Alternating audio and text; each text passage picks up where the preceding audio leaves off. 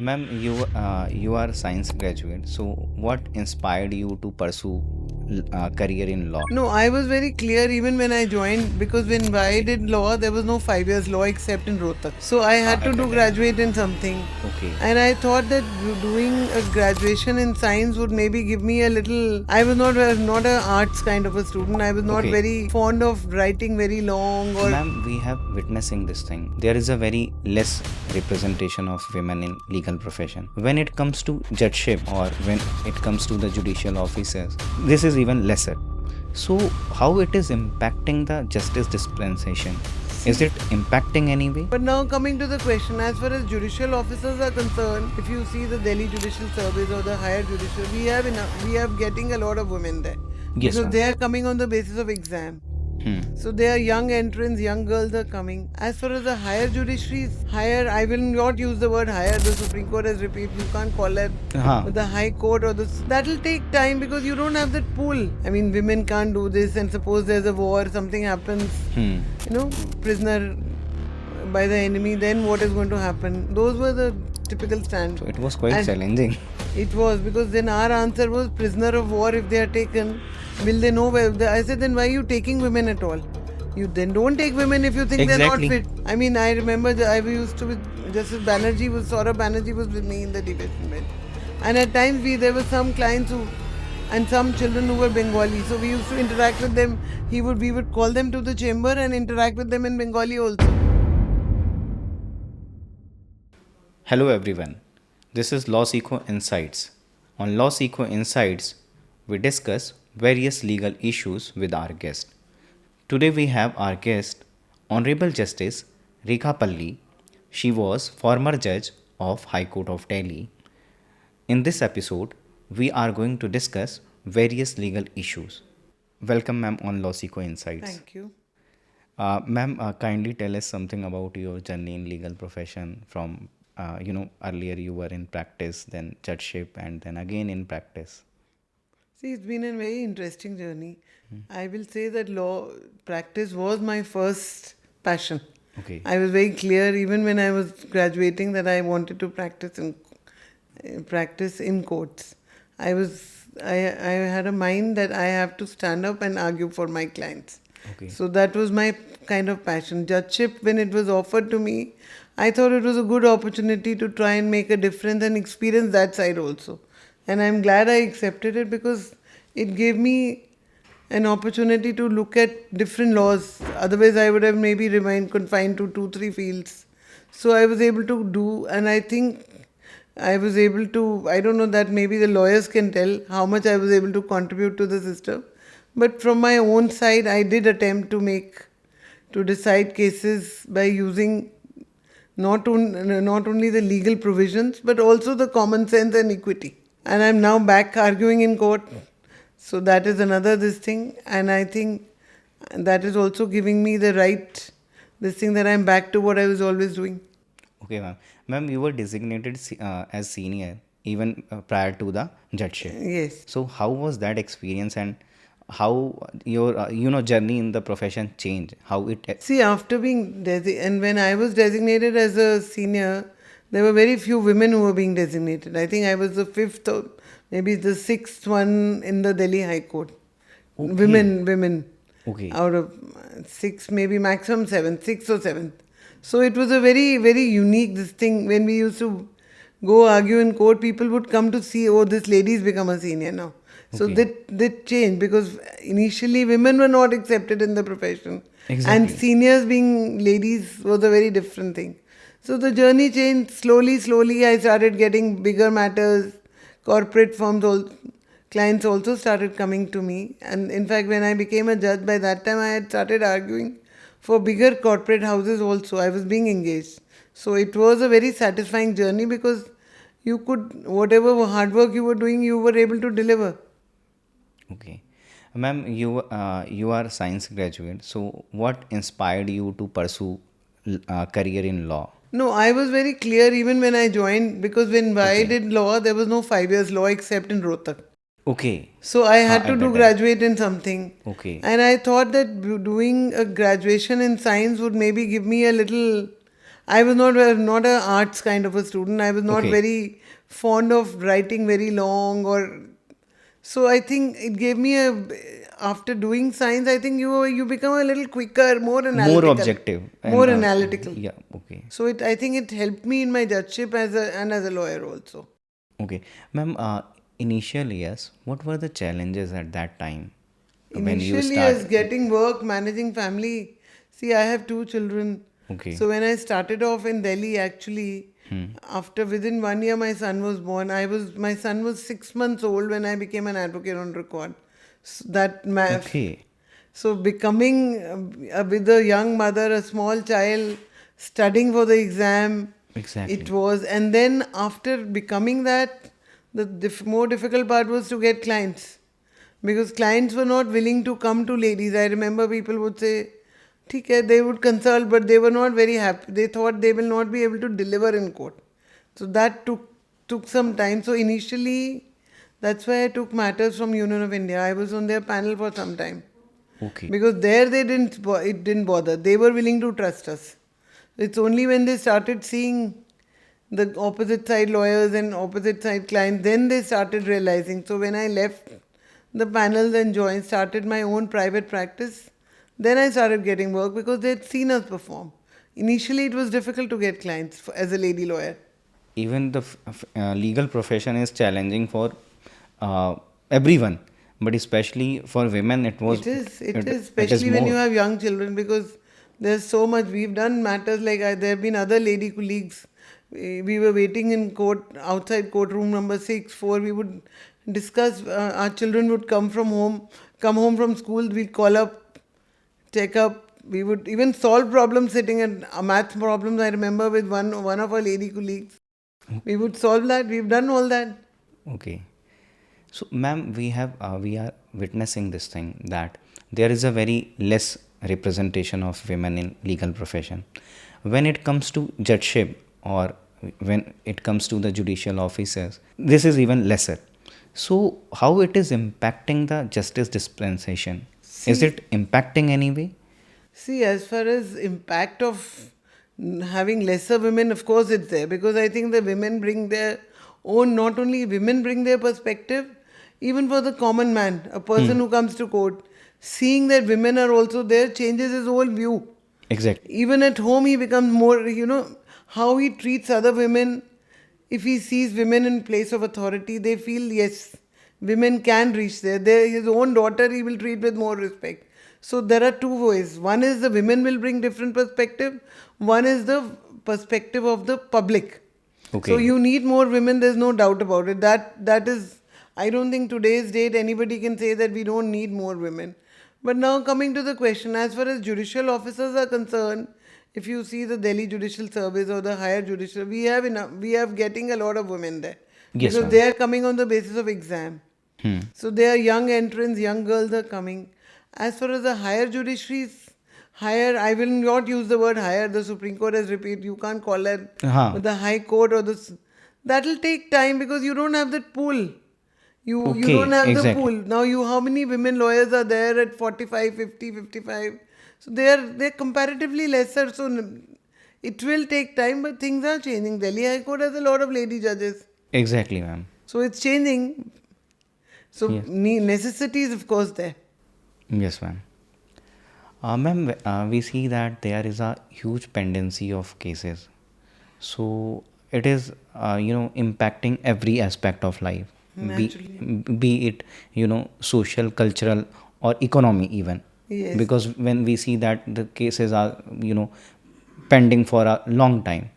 So how this problem can be tackled, or is it a structural problem? It has to be, it has to remain, for No, some time. that is the problem is because our ratio of judges per population is so less compared to all other countries. If you Yes, go ma'am. abroad, you see the number of judges they have for their pop.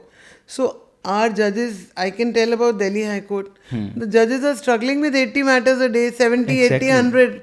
So that it's not that there is no will to work or anything. They want to work, but how much can they do? Exactly. So we'll maybe have to increase the number of judges only. That's the main thing. We can't ask the judges to work more. They are already Exactly, working ma'am. 14 to Even 16 hours minimum. I am witness to it that our judges they work, At a least 14 to long time. 16 hours. Yes, they come at 9 a.m. and they remain sit I think 8 or 9, and they have to even After that also you have to go and read the हाँ file for next day. हाँ but there is a perception ना public में कि जजेस की They don't know. छुट्टियां They बहुत see होती you हैं. get up at 4:30. हाँ You don't realize after 4:30 you have to dictate the orders, to exactly clear the orders. Then exact after 8:39 when you go home, then again you sit down to read. For the next day. Naturally, Exactly. So people don't know about this. We are people, in legal it's profession. I lawyers who know. have to tell the people. No, That's why. That's see why I till have asked this. 4:30 you are in court. After that 3 to 4 hours is the minimum time you need to clear 60, 70 orders. Orders. Yes. There are judgments, there are orders. Vacations are also more than half the vacations are spent in completing orders only and judgments. Exactly, ma'am. And there is a huge burden on our judges, honorable judges. Most of them are, and the ones who are more, there is, because the work is more, Too no? much. And yes, the ratio means the judges, But I'm not saying that the judges have any problem with that. They are very happily working. yes, But then you can't be complaining that there is pendency, because pendency is not. because At of least the. most of the judges are working. That's what I'd say. There may be some one or two black sheep here and there, but most of them are working. Okay, ma'am. At least 14 to 16 hours minimum. And vacation, whatever vacation you have, at least more than half is spent in completing judgments. Okay. Ma'am, how was your experience in judgeship? Means something specific. No, I've had a I think I've enjoyed that phase of my life. I think I did my best to give speedy decisions and decided new issues which were a little difficult in the sense that there was less law on that. There were some new issues, especially in rich jurisdiction. You develop a lot of law because there you have the opportunity to decide matters on the basis of, it's like original jurisdiction. So you get to, I think I have had, and I was able to promote, at least tell young counsels that don't just wait for your seniors to come. Okay. Take the opportunity, argue. Okay. Okay, ma'am.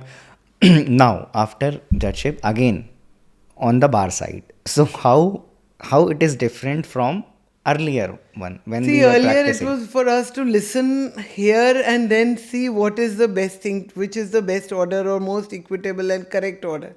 Now our duty is to persuade the court. Again.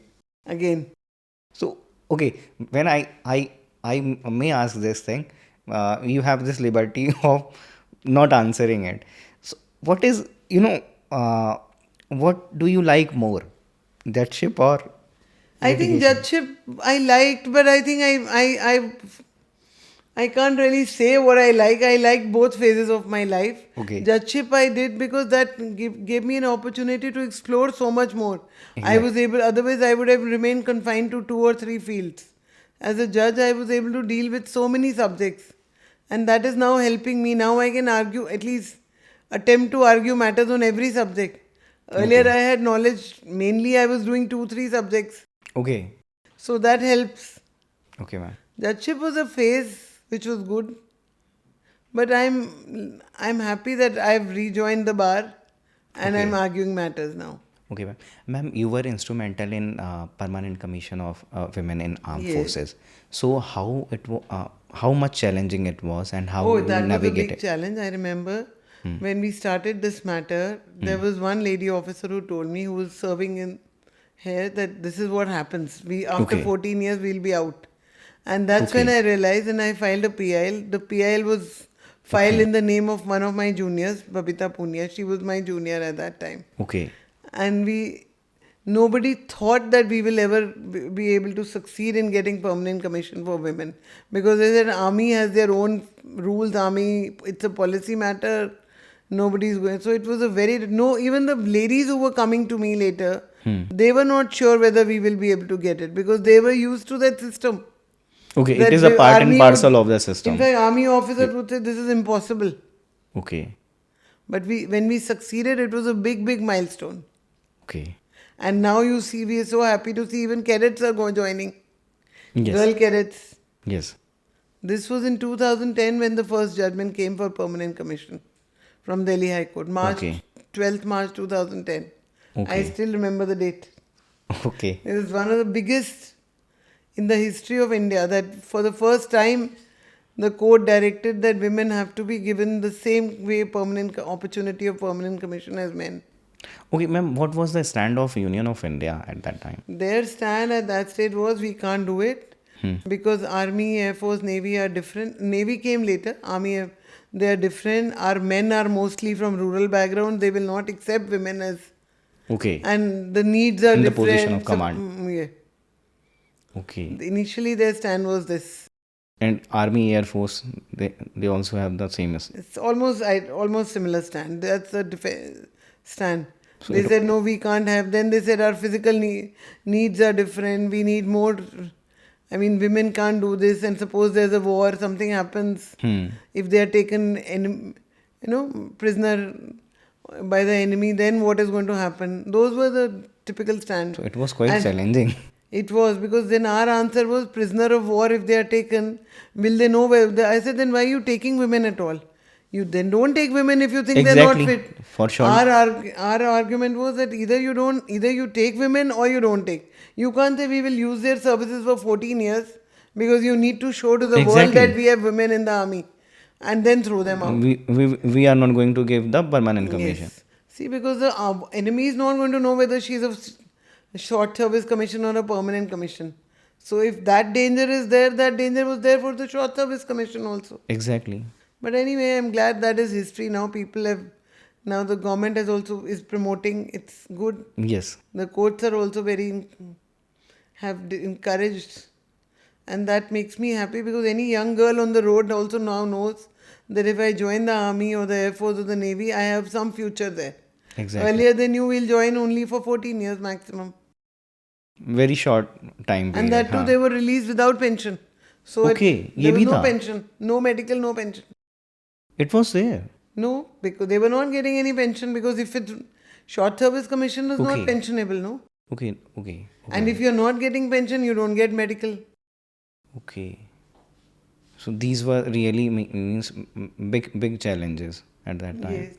Okay, ma'am. Ma'am, what is ADR and how it is more affordable and efficient? See, ADR, as the name itself suggests, alternative dispute resolution. It's an alternative to courts. That's the word. The concept is that. Okay. In ADR, you have different. You can have conciliation, you can have mediation, Okay. or you can have arbitration. As far as arbitration is concerned, there the matters are decided by persons who are chosen by the parties themselves. Okay. It can be either one arbitrator or a 3-member tribunal. So it's basically a decision by the persons chosen by the parties. So there's Okay. a party autonomy there. Okay. It is supposed to be quicker because that judge, that person who's acting as the judge, or 3 persons, they are doing fewer matters. They don't have the like court 80 matters. They will do 1 arbitration a day or 2 maybe or 3. So it is supposed to be quicker. The only drawback of arbitration is that if the award is there, it can be challenged in court under a petition under Section 34 of the Act, Okay. or even an appeal before the division bench or even Supreme Court. But as far as mediation is concerned, that is a settlement, not on law. It's a settlement with the help of a party, third party, who's called the mediator. Okay. There, the advantage is that firstly, you don't spend so much because the mediator is not paid so much. Secondly, it is a decision where you have arrived at voluntarily. So Mutually. you will not have a chance to challenge it. So if you're not challenging it, it is obviously quicker. Even if mediation takes 1 year for one matter, 1 year you are over. You don't have any appeal pending. Otherwise, if in the normal court, even if you have succeeded before a single judge in the High Court, you don't know how much time the appeal will take. Then you don't know how much time Supreme Court will. So naturally, it is more quicker, and there's no doubt about it. Okay. And if it is quicker, it will be less expensive also. You don't need big lawyers or lawyers to argue. In mediation, it's the party's own satisfaction. But only thing is, our quality of mediators and arbitrators has to be very good so that the parties have confidence. Ma'am, do people have confidence in ADR mechanisms? I think it's gaining momentum now. People are realizing, a lot of people, at least in mediation, both parties go satisfied. Okay. But this has to be promoted more. The courts are doing regularly, seminars are being held. People have to still realize, but with time, I think they are becoming popular. Yes, ma'am. Ma'am, what type of matters which are more, we can say that those matters will be more effectively dealt See, in? matrimonial matters, definitely mediation. Okay. Then labor matters, also mediation. There's no doubt about it. Criminal matters, if it's an offense against the Com- state, it will be very difficult. But exactly. some matters can be compromised in If it is mediation. compoundable. Yes, so it depends. And big corporate houses where they are fighting only for small issues, this can also be done. So, a lot of matters can actually go for mediation, but yes, of course, if you're challenging a provision, that can't be settled in mediation. That for that you have to have court's order only. So it depends, but a lot of matters can be settled. Even family disputes, property disputes can be settled very well. Ma'am, these days we are witnessing there is a rise in matrimonial matters. So even from some quarters, we are, hearing this thing that our laws, the women-related laws, are highly skewed in their favor. So how we can, explain this? See, as far as your question that laws are really tilted more in favor of women, that I think is needed. But Exactly. how it is, because you are looking at women in not only you are looking at women in metros or bigger cities. Please look, the law of the countries has to apply to women all across the country. Country. So we Exactly. need these laws. How they are applied is the question. So when the court, I think it's the duty of the family court or the criminal court which is dealing to see through the conduct. If they feel that the lady is trying to misuse it, because if you go now, it's the common we normally hear.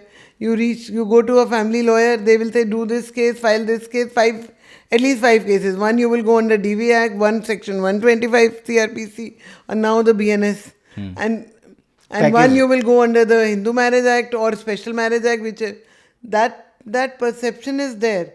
But then it's for the court to handle. It is for the court to see through it and take balance. You are right. A lot of males, and in fact their parents are also suffering because the law says presumes a lot of things. But that doesn't mean that the presumption should not be there. Exactly. Answer lies in filtering the right cases and the right causes. Exactly. And that is the duty of the court. So when I have also done a lot of matrimonials in my judgeship, I have seen there used to be a lot of cases where the women were not correct, or they were in court, they were not speaking the truth. We used to have chamber interactions. We would advise the women also at times. If this Okay. is your way you're going to do, you will not succeed. He's not going to, he will just keep taking dates, nothing is going to come. So they have to be counseled also, I think. Exactly.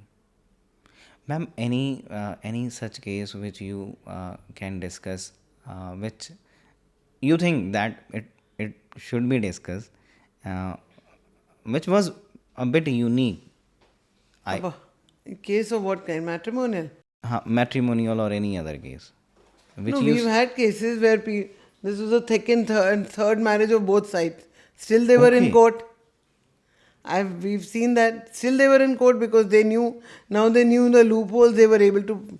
So we had to tell them, you have to stop. Your life is not this.